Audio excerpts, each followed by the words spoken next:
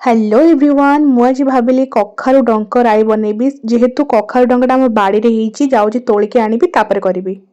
मोर आ मार गलु आम बाड़ी को बाड़ीरू तोलिलु मा तोली देला सब डंक तापर नेकी आसिलु कलु राई।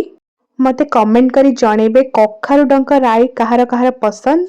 कखारु डंक राई रे पकेबाकू मा एठी काटी देथिला कखारु आलू आ सारू ताकू भल भाबरे तेल पकेकी भाजी देली प्रथमे भल भाबरे भाजी सारा परे ताकू काढ़ी देली आउ टिके तेल देकी पियाज पकेई देली।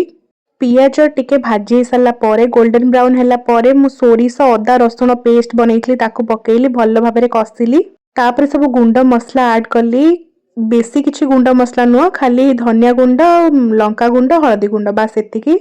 देन मु जो परिबा सब भाजी की रखिथिली ताकू सब पकेइकी भल भाबरे कसिली आ लूण पकेई देली स्वाद अनुसार।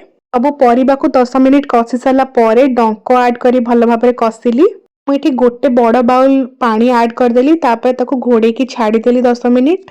10 मिनिट परे कवर खोली की जो साग रखिथिली डंकर ताकू पकेई देली। कखारु साग पकेकी कवर करिकी छाड़ी सारा परे 15 मिनिट परे पूरा रेडी ही जिवो। एई राई को थरे बनांतु और खांतु पूरा हेल्दी बहुत गुडे विटामिन आधर अछि निश्चिंत बनेकी ट्राई करिवे।